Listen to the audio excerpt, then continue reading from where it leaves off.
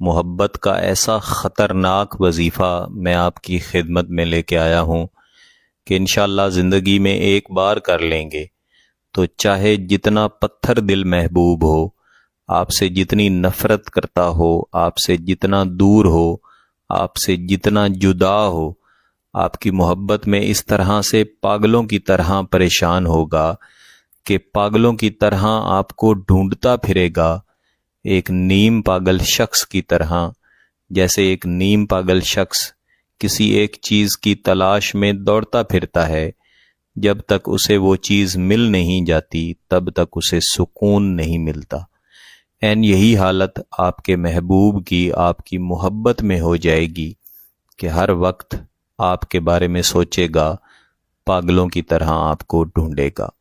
اور اس کا مقصد فقط ایک ہوگا کہ آپ کے ساتھ رابطہ کر لے۔ جب تک آپ کے ساتھ رابطہ نہیں کر لیتا، جب تک آپ کے ساتھ محبت کا اظہار نہیں کر لیتا، تب تک آپ کے محبوب کو سکون نہیں ملے گا۔ میرے عزیزو، اس وظیفے کی خاصیت یہ ہے کہ اس کی کاٹ ممکن نہیں ہے۔ کاٹ سے مراد ہے کہ عموماً جب ہم کوئی وظیفہ یا عمل کسی شخص پہ کرتے ہیں، اس کے نتائج ہم حاصل کر لیتے ہیں۔ وہ شخص آگے سے کوئی عمل کرتا ہے یا کوئی اور شخص اس پر عمل کرتا ہے، تو جو عمل یا جو وظیفہ ہم نے پڑھا یا کیا ہوتا ہے، اس کا اثر ختم ہو جاتا ہے یا پھر کم ہو جاتا ہے، جس کی وجہ سے ہمیں نئے سرے سے وظیفہ یا عمل کرنا پڑتا ہے، تب جا کے ہمیں دوبارہ سے اس کے نتائج حاصل ہوتے ہیں۔ اس وظیفے میں آپ کو ایک آیت کریمہ دوں گا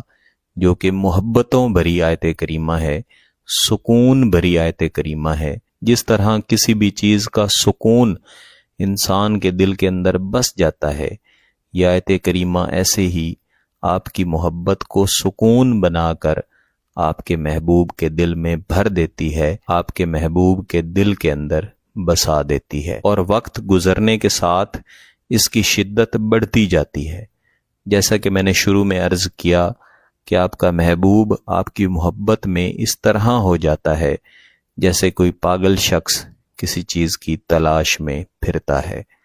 لیکن یہاں پہ میں ایک تنبیہ آپ کو ضرور کرنا چاہوں گا کہ اس وظیفے کو سوچ سمجھ کے کیجیے گا،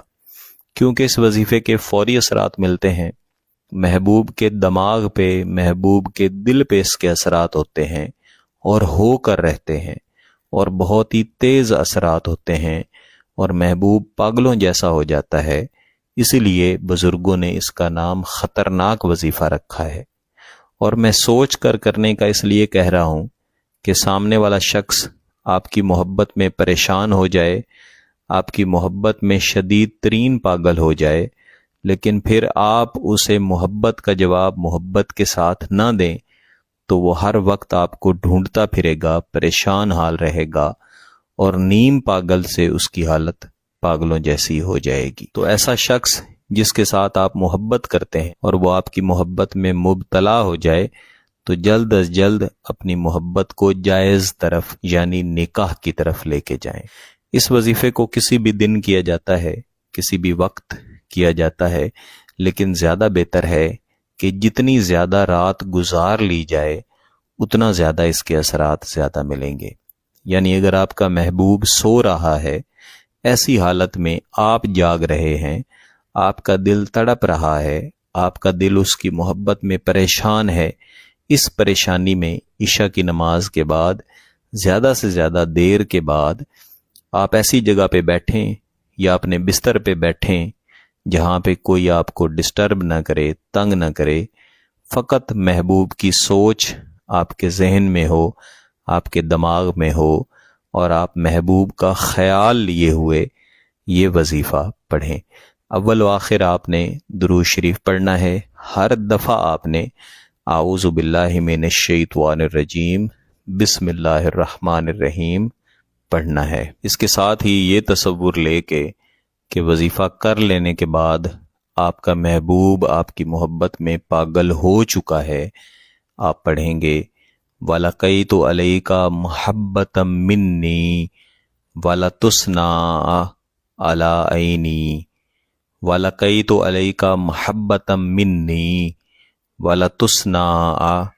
عَلَىٰ عَيْنِي۔ بعض اوقات جب میں آیات یا عظیمتیں کاپی کر کے یہاں پہ دیا کرتا ہوں تو ان کی زیریں زبریں اوپر نیچے ہو جاتی ہیں،